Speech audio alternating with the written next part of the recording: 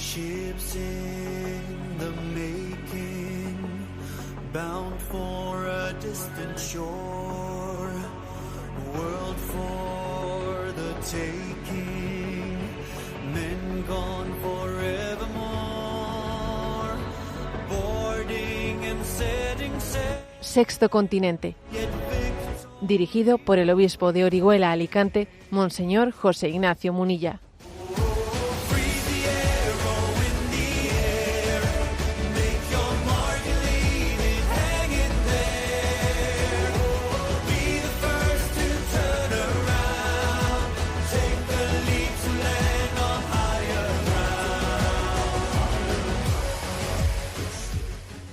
Un cordial saludo a todos los oyentes de Radio María.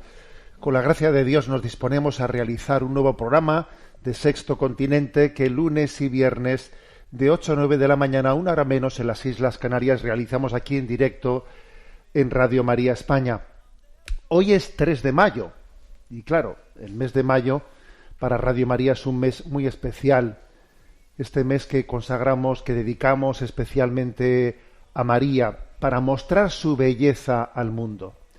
Y en Radio María este mes de mayo, pues es junto con el tiempo de Navidad, pues en él se realiza las dos campañas de sostenimiento de Radio María. Son principalmente la campaña de Navidad y la campaña de mayo.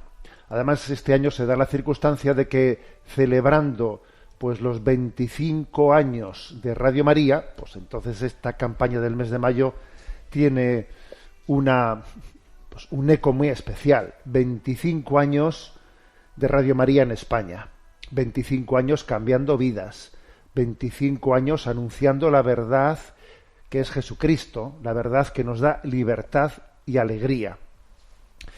Bueno, quiero subrayar una cosa en esta entradilla, a la hora de animaros a todos a participar en esta campaña de mayo y en esta conciencia de que entre todos sostenemos esta familia que es Radio María. Se da la circunstancia de que hoy, casualmente, pues es el Día Mundial de la Libertad de Prensa. Los ataques contra la libertad de prensa de los medios de comunicación pues son patentes en muchos lugares, en España de una manera pues muy especial. Pero es que pasa una cosa, ¿sabéis? Uno de los problemas que tienen los medios de comunicación en España, y quizás es como el cuello por el que son agarrados, son estrangulados por los gobiernos para, en el fondo, no condicionar su libertad de expresión. ¿Cuál es? Pues el dinero, vamos a ser claros, porque en España, pongo el ejemplo de España, el gobierno tiene un presupuesto importante de publicidad, ¿no?, de inversión publicitaria, con el que los medios de comunicación pues subsisten en buena medida.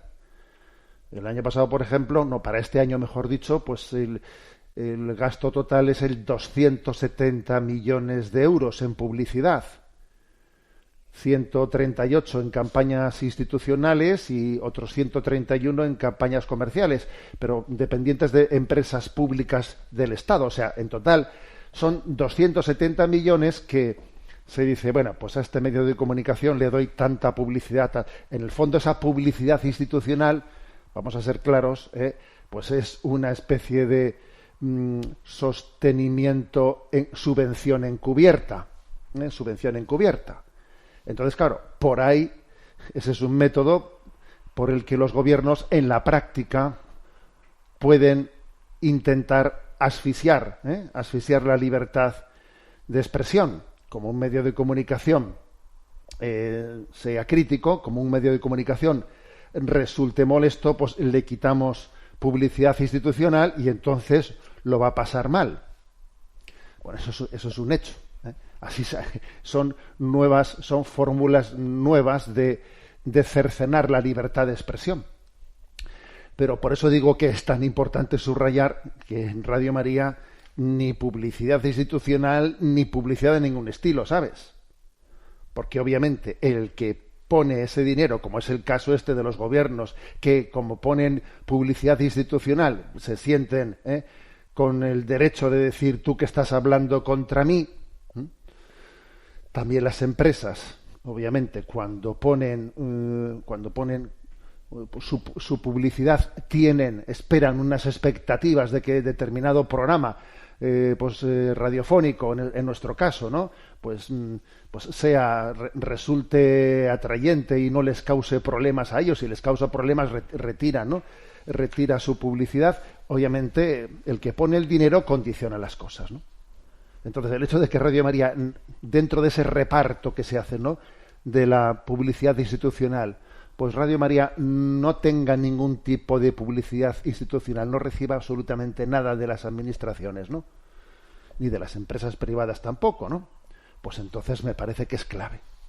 Por eso, hoy que es el Día Mundial de la Libertad de Prensa, me atrevo a saludar en este inicio del programa de mayo, pues esta campaña de sostenimiento de Radio María, y diciendo, señores, la libertad es un regalo de Dios, pero la libertad también al mismo tiempo tiene un precio, que es nuestra colaboración, y eso nos dará la libertad necesaria para anunciar el Evangelio de Jesucristo sin tener que estar pretendiendo dorarle la píldora a nadie.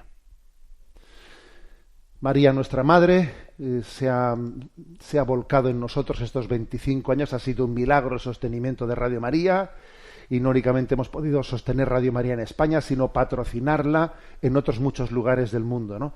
Y pues el Señor nos va a seguir bendiciendo con este empeño. Cuando termine este programa, sé que va a estar ya abierto el teléfono para atender las llamadas de que quieran también participar contribuyendo. El teléfono es 91 8 22 80 10. Teléfono de Madrid, 91 8 22 80 10. Seguimos adelante en este programa de Sexto Continente. Quiero recordar que Sexto Continente tiene interacción con los que sois usuarios de redes sociales, en Instagram y en Twitter a través de la cuenta @obispomunilla, en Facebook a través del muro que lleva mi nombre personal de José Ignacio Munilla. Los programas anteriores están a vuestra disposición tanto en el podcast de Radio María como en las plataformas de iVoox, de Spotify, y también en la plataforma de YouTube, en la cuenta de En Ti Confío. También ahí subimos el programa de Sexto Continente. Hay una página web multimedia de este servidor que os habla, que es www.enticonfio.org, en la que también allí se accede a Sexto Continente, pero también a otro material, todo el material que poco a poco pues vamos generando. Bueno, pues vamos allá. Decíamos que estamos que hoy tiene este día, ¿no?, Día Mundial de la Libertad de Prensa. Bueno, pues voy a hablar como tema primero de hasta qué punto en este momento está en riesgo la libertad, ¿no? De cómo el relativismo que se ha ido introduciendo bajo la bandera de la libertad, se introdujo el relativismo, y ahora que ese relativismo ha alcanzado el poder, reniega de la libertad. Una vez que el relativismo ha alcanzado el poder, reniega de la libertad. Su bandera fue la libre elección, ¿no? Todo es relativo. Cada uno que elija libremente, ya. Y ahora que ese relativismo ha alcanzado el poder, reniega de la libertad, reniega de la objeción de conciencia, y todo se impone obligatoriamente. Algunos ejemplos.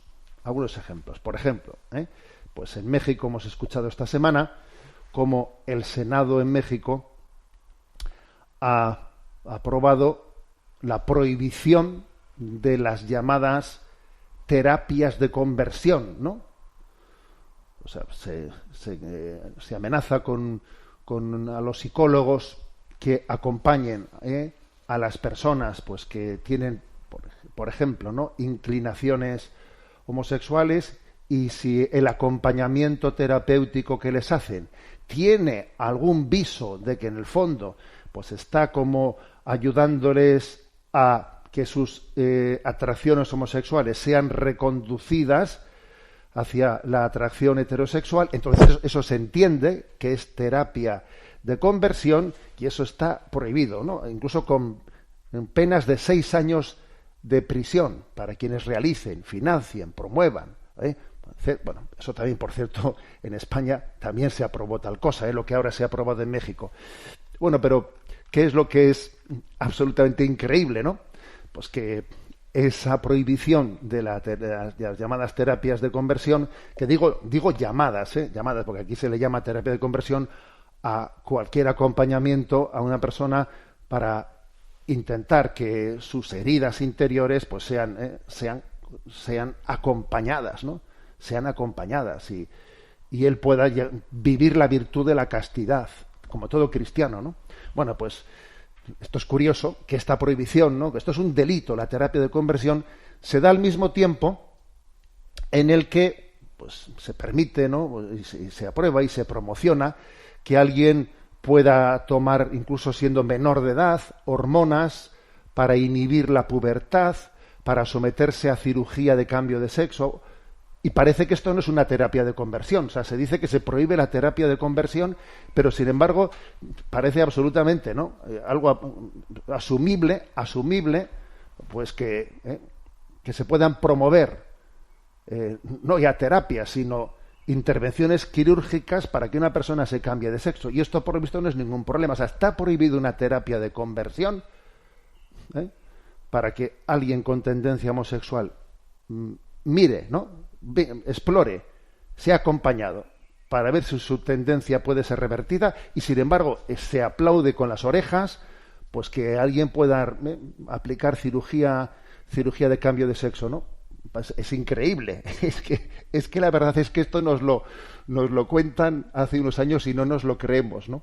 Hasta qué punto se retuerce la realidad, Entonces está prohibido eso, y esto está no únicamente permitido, sino que está hasta patrocinado con dinero público. Entonces, ¿dónde está? O sea, ¿dónde está esa libertad que se esgrimía? ¿Pero no éramos libres para salir del armario? ¿No éramos libres para salir del armario? Y ahora resulta que hay que salir del armario, pero solo por una puerta. Por la otra puerta tienes prohibido salir. O sea, yo te voy a decir por qué puerta tienes que salir del armario, pero cuidadito por salir por la puerta que no forma parte, ¿no?, de esa nueva lectura de la antropología, de la teoría de género. No, tú no puedes salir más que por una puerta. Yo te voy a indicar. Entonces, lo que era aparentemente, ¿no?, pues una bandera de la libertad, pues en el fondo es una excusa para una imposición de una inversión antropológica. Y aquí un ejemplo concreto. Más ejemplos de cómo, hasta qué punto el relativismo reniega de la libertad. Ayer publicaba en el diario El Debate Manuel Martínez Sellés, que es el presidente del Ilustre Colegio Oficial de Médicos de Madrid, publicaba un artículo pues muy interesante, ¿no? Tenía como título "Un ataque intolerable a la libertad de los colegios profesionales". Y es que esto que voy a narrar ahora casi ha acontecido por la puerta de atrás sin que los medios de comunicación casi se hagan eco de ello. Porque claro, como estamos aquí en España completamente pues centrados pues por lo que ha acontecido con el presidente de gobierno, por el hecho de que haya pues escenificado, ¿no?, pues un amago de retirarse de la presidencia, de dejar su cargo porque un juez había tenido el atrevimiento de abrir una causa contra su esposa, bueno, pues resulta que todo el mundo está centrado en ese aspecto, ¿no? Y claro, y mientras que estamos siendo testigos de cómo la libertad del Poder Judicial se está poniendo en cuestión, de cómo de repente se le puede someter a un juez que no ha hecho más que su trabajo. Le han presentado pues unos datos que supuestamente son delictivos y el juez tendrá que pues estudiarlos, y luego ya se verá pues si la esposa del presidente pues es culpable o no es culpable, pero es que el juez está haciendo su trabajo, vamos, para eso le pagan, ¿no? Entonces parece que, fíjate, o sea, se pone en cuestión que el Poder Judicial pueda tener su libertad, y ahora se habla del lawfare, como que los pasos que un juez haga, en el fondo, como si el juez estuviese jugando a hacer política. No. Más bien es el mundo político el que está impidiendo a los jueces ejercer en libertad su cargo, ¿no? Y lo mismo pasa con los medios de comunicación, con las amenazas de que como no dejes como no dejes de ser hostil a las tesis de un gobierno, pues te retiraremos, como he dicho al inicio del programa, te retiraremos la subvención de la publicidad institucional, etcétera.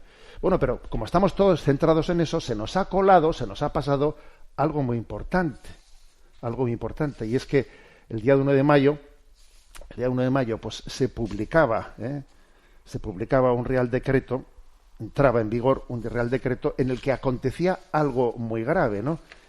Y es que, fijaros, los códigos deontológicos de los distintos colegios, ¿no? De los distintos colegios existentes, por ejemplo, ¿no? Pues de los biólogos, dentistas, dietistas, enfermeros, farmacéuticos, fisioterapeutas, logopedas, médicos ópticos, optometristas, podólogos, psicólogos, terapeutas ocupacionales, veterinarios. Bueno, todos estos profesionales están configurados en colegios, ¿no? Colegio de médicos, colegio de tal. Y estos colegios de profesionales tradicionalmente tienen unos códigos deontológicos, es decir, una reflexión de cuáles son las pautas éticas desde las cuales ellos, ¿no? Pues ejercen su profesión. Y entonces ahora, de repente, pues es como quien nos cuela por la puerta de abajo, pues se introduce una obligatoriedad de que esos códigos deontológicos tengan que estar aprobados por una institución pública, por una institución de control gubernamental. O sea, la cosa es bastante grave, ¿eh? La cosa es muy grave. Ahora, de repente, los códigos deontológicos por los que los médicos reflexionan, los criterios éticos con los que tengo que actuar, tienen que estar supervisados y aprobados, ¿no?, por una institución pública, que además para intentar disimular lo han hecho por la Comisión Nacional de los Mercados y la Competencia. ¿Pero qué tendrá que ver los mercados y la competencia con los códigos deontológicos?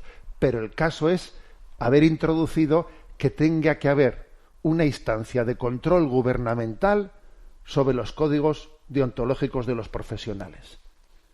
Y claro, pues ha habido una declaración de todos los presidentes de los consejos generales de todos estos colegios, como os he dicho, biólogos, dentistas, dietistas, enfermeros, fisioterapeutas, logopedas, médicos, podólogos, psicólogos.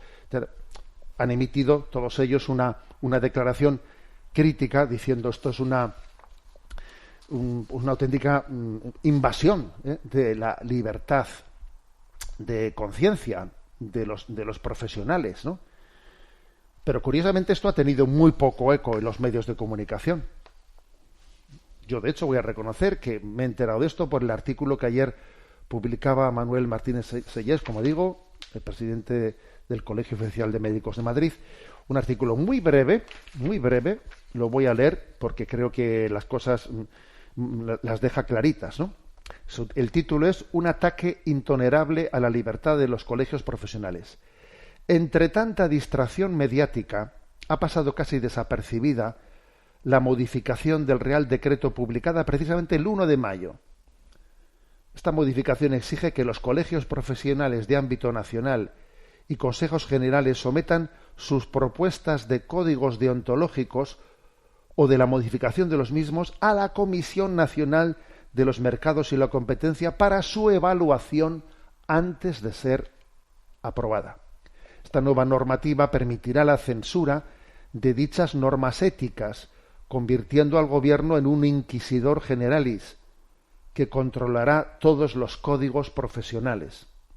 Pongamos el ejemplo del Código Español de Deontología Médica, presentado hace un año. ¿Alguien se cree que alguno de sus artículos hubiera escapado a esta nueva censura? Nuestro código de obligado cumplimiento dice, por ejemplo, el médico no podrá provocar ni colaborar intencionadamente en la muerte del paciente. Y también dice, el ser humano es un fin en sí mismo, en todas las fases del ciclo biológico, desde la concepción hasta la muerte. Es un deber deontológico respetar y proteger al concebido y no nacido. El médico está al servicio de preservar la vida a él confiada en cualquiera de sus estadios. También dice, la objeción de conciencia del médico es un presupuesto imprescindible para garantizar la libertad e independencia del ejercicio profesional. Bueno, estas son cosas que dice el Código Deontológico actual. Entonces, Manuel Martínez Sellés dice, no seamos ingenuos, la modificación de este Real Decreto va a cambiar para siempre las normas que rigen la ética profesional. No se va a permitir que el Código Deontológico de los médicos diga estas frases que acabo de leer, ¿no? La deontología dejará de estar en manos de los que de verdad tienen el conocimiento de los valores para defenderla, para adaptarla a las exigencias del gobierno de turno, de quien gobierna. Es grave, ¿no?, que se intente acabar con la independencia de los jueces o de los medios de comunicación, pero lamentablemente han acabado ya con la independencia de los colegios profesionales. Y concluye diciendo, solo la vía judicial podrá poner remedio a este despropósito. Es decir, dice, habrá que recurrir a la vía judicial, dice Manuel Martínez Sellés, habrá que recurrir a la vía judicial pues para entender que este decreto, ¿no?, ni el que los códigos deontológicos éticos de los colegios de profesionales tengan que estar aprobados por un organismo de control estatal. Fijaros que hasta qué punto, no insisto, cómo está en juego la libertad, ¿no? Porque estamos ante un relativismo que ha renegado de la libertad. No creían en la libertad. Y ahora imponen un pensamiento único. Es una imposición de un pensamiento único, pero por tierra, mar y aire.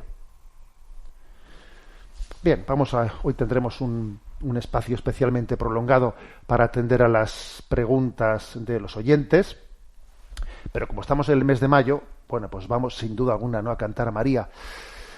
Lorena Aragón ha compartido con nosotros una canción titulada Ave María que ha compuesto recientemente.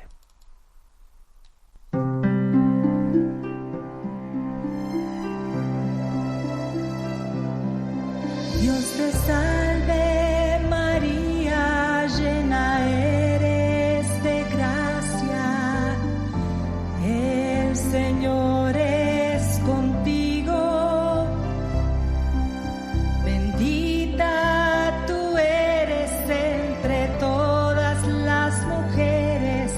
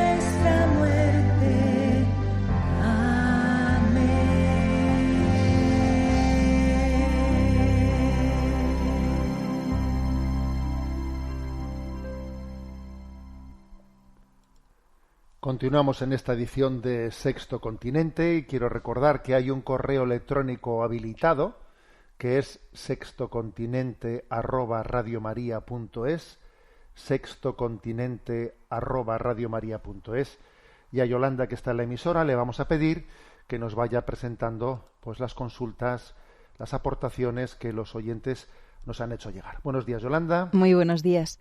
Adelante. Marco nos ha escrito desde Valencia. Me ha conmovido el vídeo que ha enviado usted a redes sociales en el que se observa cómo una mujer afectada de Alzheimer no es capaz de recordar las cosas más cotidianas y recientes, ni tan siquiera reconoce a sus seres queridos, mientras que sorprendentemente responde con una prontitud impresionante cuando le preguntan por Jesús.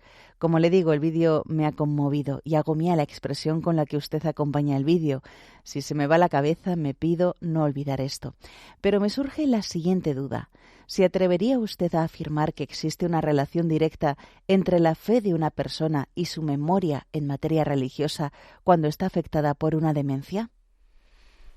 Bueno, pues evidentemente no me atrevería a eso, porque pues obviamente una demencia pues puede tener pues una imposibilidad física de que uno pueda llegar a tener memoria de las oraciones, etcétera, ¿no? Bueno, el vídeo, para los que no lo hayan visto, es un vídeo entrañable, ciertamente, que he compartido en redes. Bueno, pues entonces le filman, supongo que será alguno de los hijos, le filma pues a su madre que tiene pues Alzheimer o alguna otra enfermedad de demencia, le hace preguntas, le dice ¿qué ropa has vestido ayer? Y claro, no se acuerda. ¿Qué has comido hoy? Y no me acuerdo. Comida, dice, ¿no? Y claro, y le pregunta por su hijo, ¿conoces a Paul? Y no conozco a ningún Paul. Y de repente a la mujer le pregunta, ¿sabes quién es Jesús? ¿Conoces a Jesús? Y claro, increíblemente, después de dejar patente, ¿no?, pues que tenía la cabeza pues por perdida, de repente cuando le preguntan por quién es Jesús, pues dice, sí, Jesús es mi Salvador. Él vendrá a buscarme y me llevará a casa. Vive dentro de mi corazón, ¿no? Y dice, yo le amo. Entonces, madre mía, claro, es impresionante que habiendo perdido, ¿no?, pues la cabeza en tantos temas, ¿no?, sin embargo tenga esa memoria. Por eso lo he compartido, porque es como una llamada para todos nosotros, ¿no?, para que grabemos con fuerza en nuestro corazón nuestro amor a Jesús y nuestro amor a Dios, ¿no? Ojalá cuando pues hayamos perdido, ¿no?, muchas cosas, sin embargo lo que no perdamos sea nuestra adhesión a Jesús. Ahora, vamos a la pregunta de Marco. Marco dice, bueno, pero claro que tiene razón, pero una persona que está muy adherida a Dios, que tiene una unión mística plena, puede ocurrir que tenga una demencia en la que también pierda esa conciencia, pues se olvide de sus oraciones, pierda la conciencia de quién es Jesús, por ejemplo. Eso puede ocurrir. Me acuerdo de una anécdota en mi vida que creo que en alguna ocasión ya la he compartido en antena, y es que estando yo en una homilía, ¿no?, en una homilía, pues hablé de cómo pues desde el punto de vista del crecimiento en nuestra vida, físicamente, pues al cabo ya de de 30 años ya pues perdemos la plenitud física. Psicológicamente, nuestra plenitud psicológica, pues igual a partir de, yo qué sé, de los 50 o así, ya se comienza un poco a perder, Si uno se queda en paro con 60 años va a tener un problema para buscar trabajo, porque todo el mundo sabe que su plenitud psicológica ya está en declive. Y en aquella homilía dije, pero sin embargo espiritualmente no existe el declive, sino que estamos siempre creciendo hasta el final, ¿no? Y entonces cuando terminó la misa, pues entró una mujer a la sacristía y me dijo, mire, he estado atento a lo que usted ha predicado, pero pasa una cosa, es que mi madre, que ha sido una mujer muy religiosa, pues ahora tiene Alzheimer y ya no se acuerda ni de las oraciones, no se acuerda, claro, ya no puede rezar. Entonces eso que ha dicho usted de que espiritualmente uno está no viene el declive, sino que espiritualmente siempre estamos creciendo, y que así como biológicamente, físicamente viene la cuesta abajo y psicológicamente viene la cuesta abajo, sin embargo, espiritualmente siempre crecemos. Entonces, eso con mi madre, ¿cómo se aplica? Porque mi madre ha perdido ya. Y claro, yo recuerdo que le respondí, mire, es que su madre, en esa relación profunda con el Señor que tiene, cuando nosotros oramos, a Dios le ponemos nuestra vida en sus manos y le decimos, Señor, soy tuya, me pongo en tus manos. Mi pasado, el presente y mi futuro, te ofrezco mi futuro. De manera que esa pérdida de conciencia que su madre tiene en esa pérdida de memoria y de oraciones y de todo, está ofrecida a Dios. Está ofrecida a Dios. Y aunque ahora ya no pueda verbalizar y no pueda rezar, está en la cumbre de su ofrenda a Dios, porque ella, en esa relación fuerte que ha tenido con Dios, se lo ha ofrecido todo. Te ofrezco mi pasado, mi presente y mi futuro. Y en ese mi futuro también está ofrecido el no poder rezar, el no poder balbucear como antes lo hacían, pero todo está ofrecido en ese acto de confianza que tenemos a Dios. De manera que su madre no está en este momento espiritualmente en un momento de crecimiento, no, sino que sigue creciendo en la ofrenda plena que ella hizo de su vida a Dios. Esa respuesta le di y creo que es importante que lo tengamos en cuenta. Adelante con la siguiente pregunta. Francisco José de Pamplona nos comparte. El miércoles por la noche en la cadena televisiva 4 emitió en su programa Otro Enfoque un reportaje con el título Religión Z, los nuevos creyentes. Se trataba de un reportaje sobre el movimiento Hakuna y sobre los retiros de Fetá, que la verdad no me gustó la forma en que fue presentado. No sé si usted pudo verlo, y en este caso sería mucho atrevimiento de mi parte pedirle que nos comparta su impresión. Pues sí, la verdad es que sí que lo vi porque bueno, alguien me lo grabó, ¿no?, para que lo viese. Bueno, pues comparto con Francisco José su impresión, o sea, es decir, pues este tipo de reportajes tienen, pues bueno, por una parte se acercan curiosos a decir qué está pasando en la Iglesia Católica en España, porque se supone que nos estábamos alejando de Dios, que los jóvenes se estaban apartando de la Iglesia, y ahora de repente hay un fenómeno que los fines de semana se prodigan en retiros para jóvenes, y son retiros de impacto en el que los jóvenes salen transformados, y hay retiros por todos los lados y encuentros, y que si el concierto de Hakuna, que no sé qué, que se llena un estadio, y o sea que en todos los medios de comunicación se están acercando curiosos, ¿no? Entonces, ¿qué es lo que yo he observado? Bueno, pues que obviamente el tono con el que se hizo en concreto, ¿no?, pues este reportaje es un tono tendencioso. El periodista, su manera de preguntar, etcétera, ¿no?, pues es desde la sospecha, ¿no?, desde esa sospecha de, a ver, aquí qué hay encerrado detrás de esto, ¿no? Aquí hay una estrategia de poder. ¿Cómo es posible que todos estos jóvenes se muevan, ¿no?, de esta manera? Pues se les está, o sea, subliminalmente hay como una especie de lectura de sospecha. Aquí se están manipulando, no se dice explícitamente así, ¿verdad?, pero se sugiere que hay una capacidad de hipnotización de los jóvenes, una estrategia de poder, etcétera. Bueno, pues porque no se entiende que existe un Espíritu Santo que mueva los corazones, que ahora no se entiende, y entonces se busca esa estrategia de poder. Luego también en estos reportajes se recurre a entrevistar a algún periodista, ¿no?, supuestamente especialista en materia religiosa, y en concreto también en este caso, pues se ha hecho un periodista que está marcadamente por ser una posición crítica frente al magisterio de la Iglesia, pues de estos de que lo que promueve es que la Iglesia se tiene que abrir a toda la agenda, a la agenda del mundo. Pues la Iglesia tiene que aceptar el aborto, la Iglesia tiene que aceptar toda la agenda LGTB, tiene que, bueno, etcétera, etcétera, etcétera, ¿no?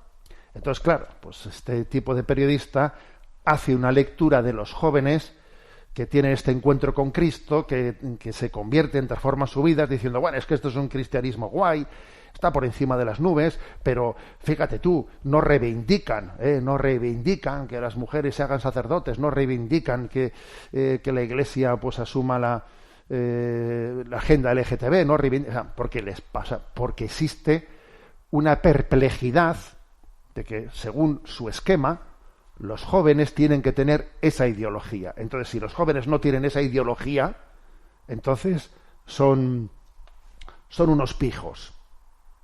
Aquí es un pijo, aquel que no asuma ese estereotipo de joven ideológico.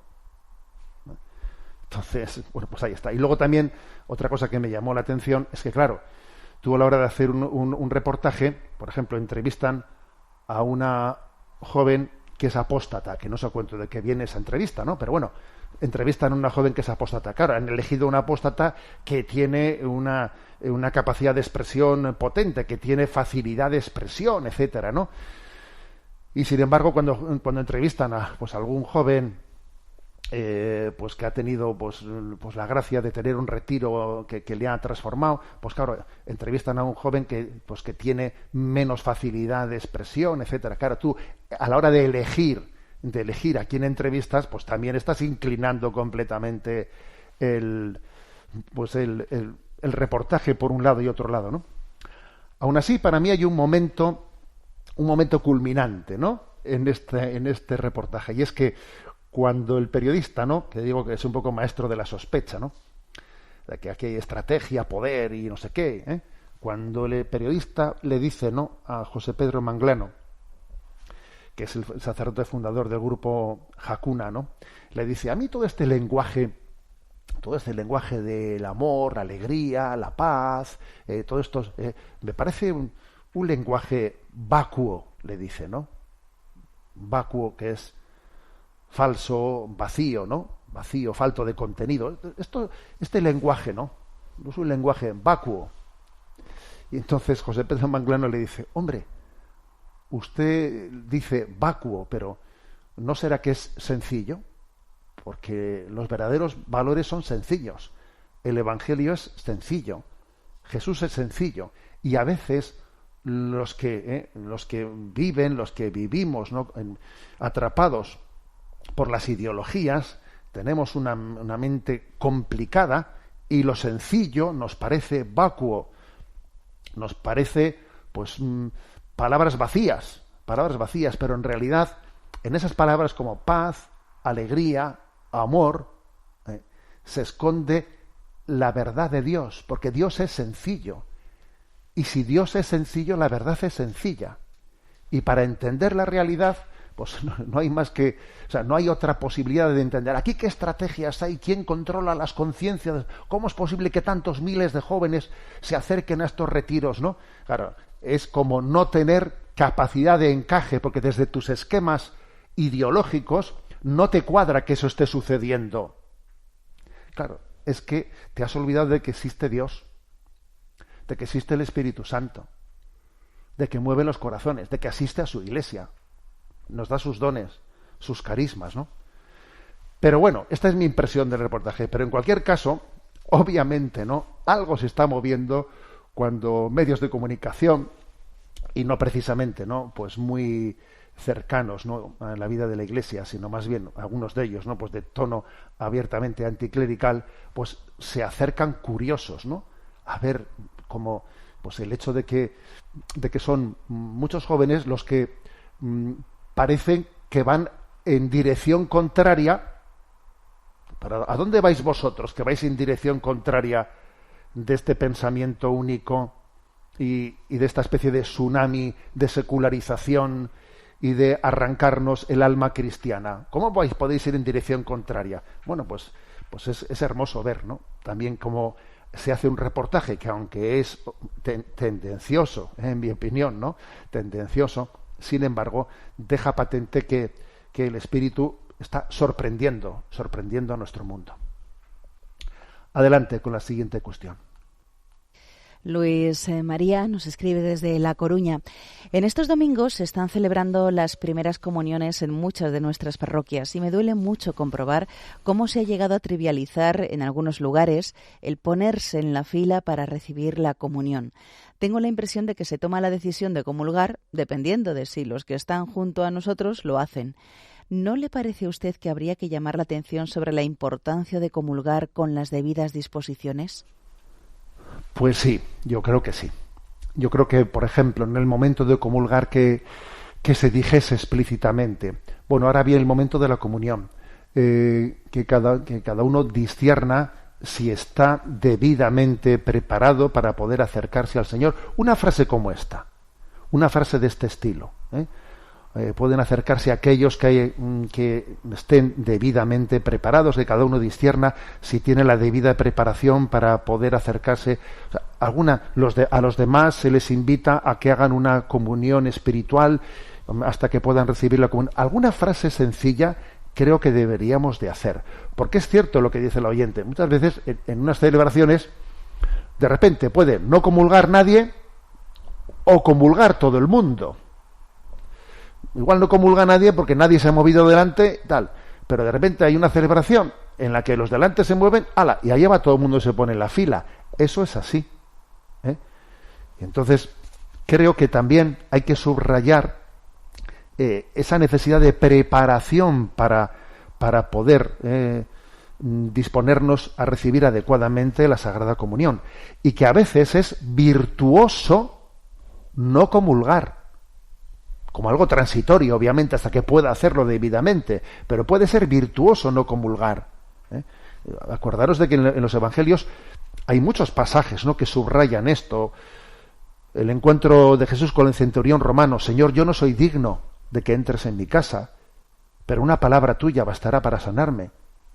Esta sería la primera comunión espiritual que se hizo, O aquella hemorroísa que, tímida y humilde y temblorosa, solamente se atrevió a tocar el manto por detrás. O acordaros de aquella parábola del banquete de bodas, en el que cuando se invitó a entrar todo el mundo, aquel que había entrado sin el traje de boda, se le dijo: pero ¿cómo has entrado aquí sin estar vestido con el traje, ¿no?, de fiesta? Y le expulsaron de aquel lugar, ¿no? ¿Por qué? Porque es que hemos entendido mal a veces también nosotros cuando subrayamos, no, porque pues la comunión es la gracia de Dios, entonces si es gracia de Dios es gratuito. A ver, la gracia de Dios es gratuita, ciertamente, pero no es barata. Un pastor luterano, mártir, que fue Bonhoeffer, decía él, ¿no?, que la gracia barata es la que justifica el pecado y no al pecador. Y eso está ocurriendo hoy en día, que más que invocamos que todo es gratuito, que Dios lo regala todo. A veces invocamos esa gratuidad, pero no para justificar al pecador, sino acabamos justificando el pecado. Y entonces creo que es importante educar en que hay un proceso para prepararse a recibir la comunión, y en ese proceso quizás el no comulgar puede ser un acto virtuoso, incluso un testimonio de humildad y de fe en la verdad moral. Por cierto, que a veces también ocurre esto, ¿no? Lo que ha dicho la oyente es verdad, pero también observo que con frecuencia se están acercando personas a la fila de la comunión, que, llegado al sacerdote, cruzan sus brazos sobre su pecho y se inclinan para que les des la bendición y hacen un gesto manifiesto de que no están preparadas para comulgar y te piden su bendición y no comulgan, a pesar de que se han puesto en la fila de la comunión. Ya sé que estos son minoritarios, pero es muy pedagógico, Quien hace tal cosa creo que está dando un testimonio de fe. Está dando un testimonio de fe. Nos está recordando a los demás que tenemos que prepararnos, que no somos dignos de que Jesús entre nosotros.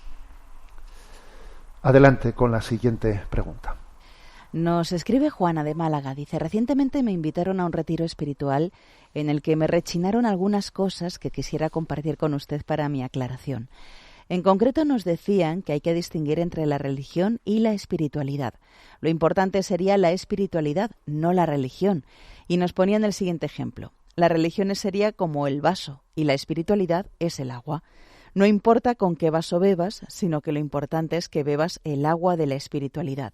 Como le digo, a mí esto me sonó mal, pero la verdad es que me faltan argumentos para contestarlo y le agradecería que nos dijese usted qué piensa de esa imagen. Pues la verdad es que esa imagen, por desgracia, es vieja, ¿sabes, Juana? Es vieja y se ha ido difundiendo mucho, ¿no? Está bastante ahora extendida por la nueva era. Hablamos recientemente en el programa anterior, si no mal recuerdo, ¿no? de la nueva era.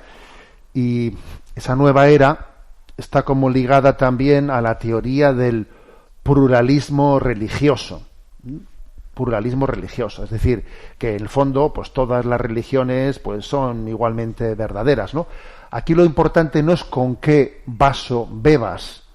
Lo importante es que bebas el agua, con un vaso, con otro vaso, con una religión, con otra religión, incluso sin ningún vaso también se puede beber el agua.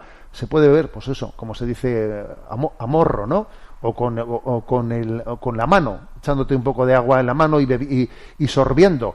Lo importante no es el vaso, lo importante es el agua. Esta es una imagen de la cual se sirve mucho el llamado pluralismo religioso, y la nueva era, como digo, ha resultado ser una aliada inestimable para la penetración de este relativismo en el campo religioso, que se caracteriza por una especie de sincretismo. Bueno, pues venga, un poquito de cristianismo, un poquito de budismo, un poquito de islam, un poquito de hinduismo, un poquito de todo. En el fondo es creer en todo, estoy abierto a todo sin necesidad de creer en nada en concreto.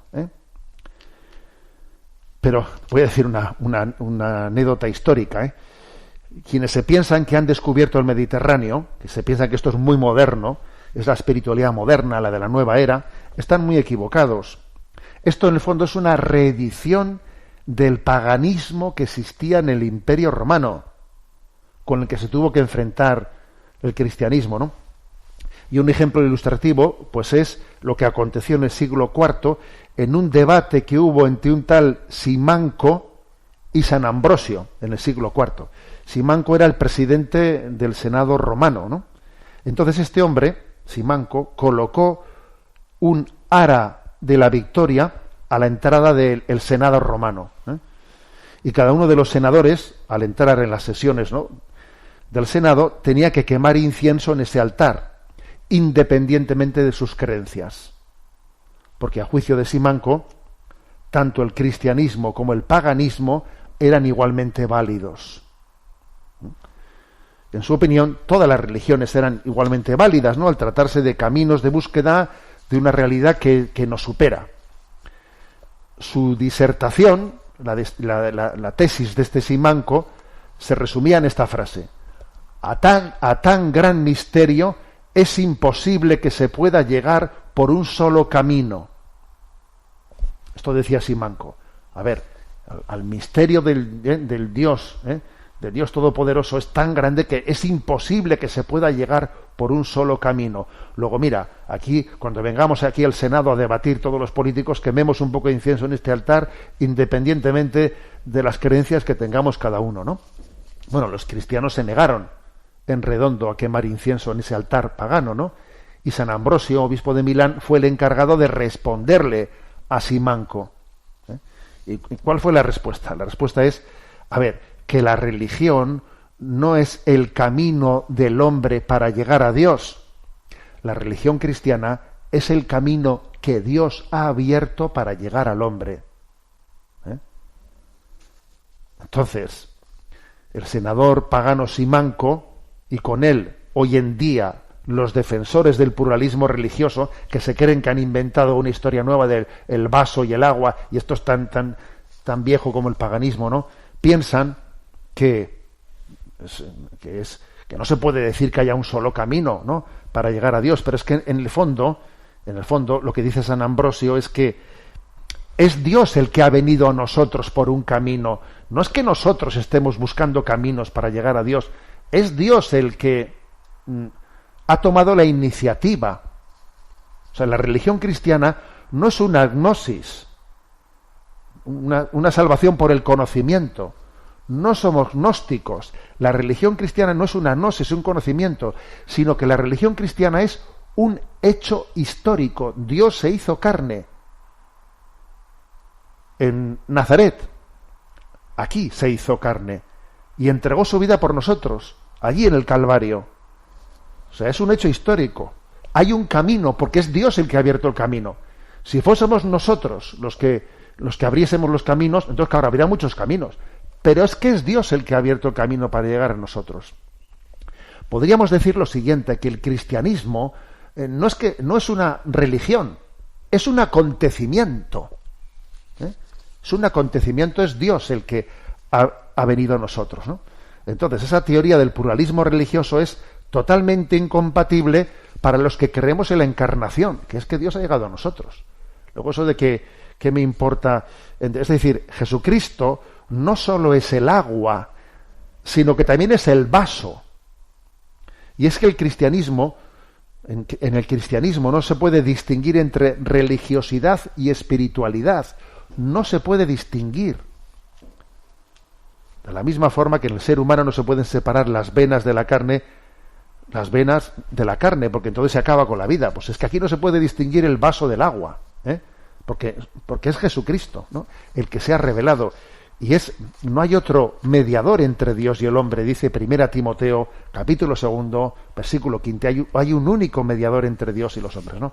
En definitiva, que en ese curso que has estado, Juana, que has escuchado eso de que si el vaso y... A ver, que voy a ser claro, aléjate de ese curso, aléjate de ese ambiente, porque eso es un paganismo disfrazado de nueva era, que no entiende la novedad de la encarnación de Jesucristo. Damos paso a una última pregunta. Patricia de Córdoba dice: es un gusto saludarle y comienzo por agradecerle el esfuerzo que realiza para hacer el programa del Sexto Continente. Voy al grano. En estos tiempos en los que vivimos se repite mucho un término en el discurso políticamente correcto: la igualdad. Mi pregunta es si el pensamiento cristiano puede asumir el valor de la igualdad tal y como es presentado en estos discursos. Bueno, pues la verdad es que es obvio, ¿no?, que aquí detrás de ese término hay mar de fondo. Yo recuerdo haberle escuchado al Papa decir dos expresiones que pueden parecer contradictorias. Por una parte, no, todos somos iguales a los ojos de Dios. Y en segundo lugar, cada uno de nosotros es único e irrepetible. A ver, entonces, ¿en qué quedamos? ¿Somos todos iguales o todos somos diferentes, no? ¿Hay que apostar por la igualdad o por la diversidad? Entonces, las dos cosas hay que entenderlas e integrarlas, ¿no? Entonces, es curioso que en las últimas décadas del siglo pasado, en las últimas décadas de ese siglo, lo que se llevaba era subrayar la diversidad y la pluralidad. Y ahora, aquí en el siglo XXI, lo que se lleva por la ley del péndulo es subrayar la igualdad. Antes se subrayaba la diversidad y ahora se subraya la igualdad, ¿no? Entonces, claro que existe un valor en la igualdad, en el sentido de nuestra dignidad para Dios, todos tenemos una dignidad. O sea, Dios entregó su vida por cada uno de nosotros, no por ti sí, por ti no. Entregó su vida por todos nosotros. Tenemos una igual dignidad ontológica. En ese sentido, todos somos iguales a los ojos de Dios, pero teniendo una misma dignidad ontológica. Sin embargo, Dios nos ha creado singulares completamente, ¿no? Entonces, intentar minimizar la singularidad del ser humano, pues es cercenar su libertad. El escritor ruso Solzhenitsyn nos decía, ¿no? Claro, él también vio cómo el poder soviético, de la dictadura soviética, quería imponer un igualitarismo, ¿no? Entonces Solzhenitsyn dice en una de sus obras: los seres humanos nacen con distintas capacidades. Si son libres, no son iguales. Y si son iguales, entonces no son libres. Esto es una expresión de Solzhenitsyn, pero vamos, digna de reflexión. Es que obviamente somos diferentes. Es que si todos somos iguales, entonces es que no somos libres, ¿eh? Entonces, repito la frase, ¿eh? Los seres humanos nacen con distintas capacidades. Si son libres, no son iguales. Y si son iguales, no son libres. Luego, obviamente, es que tenemos una igual dignidad ontológica, pero luego somos en nuestros dones y carismas somos verdaderamente distintos y complementarios, ¿no? Se acerca, por cierto, ¿no?, la fiesta de Pentecostés, en donde se ilustra el valor de esa igualdad, pero en medio de la diversidad, ¿no? Aquellos 12 apóstoles reunidos en torno a María en el cenáculo de Jerusalén no podían ser más distintos, ¿no? Y sin embargo vivieron una experiencia de unidad y de comunión en el Espíritu Santo, ¿no? Por eso subrayamos pues Pentecostés como lugar en el que se subraya la diversidad y también se subraya la comunión, la comunión entre nosotros. Tenemos el tiempo cumplido. Me despido con la bendición de Dios Todopoderoso, Padre, Hijo y Espíritu Santo. Alabado sea Jesucristo.